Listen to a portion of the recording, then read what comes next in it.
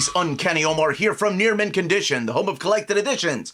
And today I get to talk about one brand new Marvel Omnibus coming out in July of 2024. So let's go ahead and get started.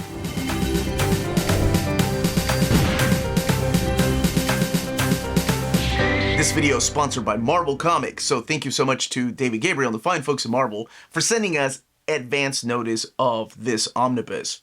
So this is where you get your breaking news, your exclusive news in the world of the Marvel collected editions. So by all means, share the video, let others know, and hit that like button, subscribe, and ring that bell for notifications.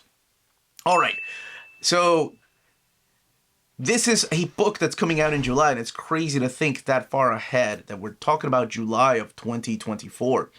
And some of you may have noticed my tie. It's X-Men, and I know sometimes I say, don't look at the ties. Sometimes my wife's like, hey, I bought you that tie. You need to wear it.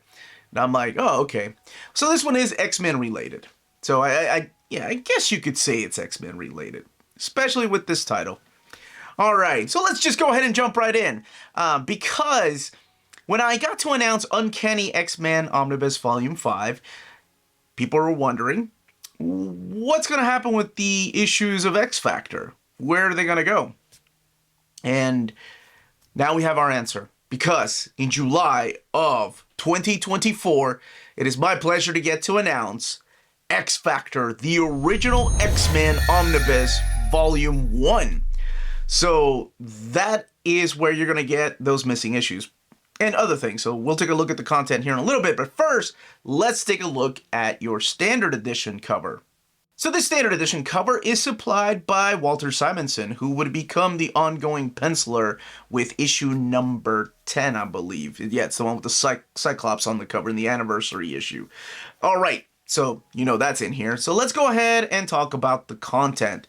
So kicking it off with Avengers 263, Fantastic Four 286, X Factor 1 through 26, X Factor's Annuals 1 and 2, Iron Man Annual number 8, Amazing Spider-Man 282, Thor 373 to 374, 377 through 378, Power Pack 27 and 35, Mephisto versus issue number 2, which is the X Factor issue, Incredible Hulk 336 to 337, Classic X-Men number 8 and 43, and it's just material from that particular series.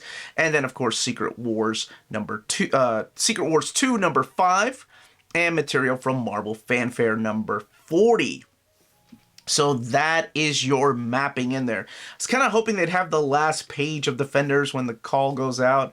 They're like, what? She's back. Anyway, I don't know. They may still include at least the last page. So in here, you are going to have the return of the original X-Men. You have Cyclops, Marvel Girl, Beast, Angel, and Iceman. And they'll be facing some new threats. And yeah, in here, you're going to have a lot of first appearances. But this actual series started off by Bob Layton and Jackson Guice. I believe Roger Stern, of course, had some input, and then John Byrne. That's what those issues of Avengers and Fantastic Four are. That is where they find the cocoon underwater, and then, well, without going into spoilers, somebody from this particular team is in there. And it was one of the biggest returns in comics. So let's go ahead and talk about this direct market cover. So here is your direct market cover. This one supplied again by Walter Simonson. And it is the last issue that is collected in here, and of course, kind of like the epilogue to the fall of the mutants. So yes, in this particular collection, you're going to get not only the Mutant Massacre, but also the fall of the mutants. You're going to have a lot of first appearances here. Just in the first issue alone, you have Tower and Frenzy, you get Cameron Hodge, Rusty, later on you get Apocalypse. That's actually Louise Simonson's first issue. It's issue number 6. His Horsemen will show up with some twists and turns as to who one of the Horsemen is.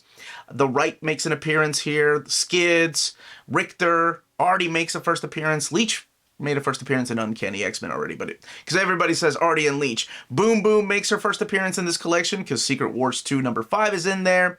And then this is where you get the very first mention of the 12, which for over a decade was this big mystery as to who the 12 mutants that would lead mutant kind into the future would be.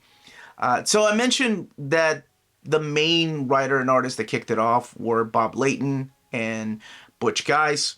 But you also have pencils in here from Bob Layton, Terry Schumacher doing some of the fill-in issues, Mark Silvestri doing some fill-in issues, Keith Poehler doing some fill-in issues.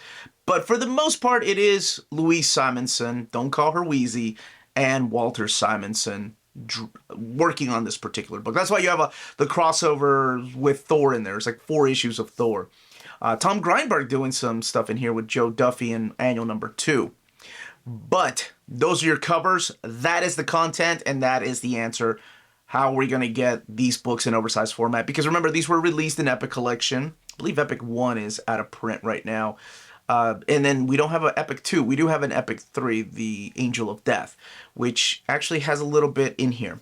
So, in the comments down below, let me know what you think about the mapping. Let me know what you think about the covers. And, of course, what you would like to see in Volume 2. Finally, we can get our Judgment War in omnibus size.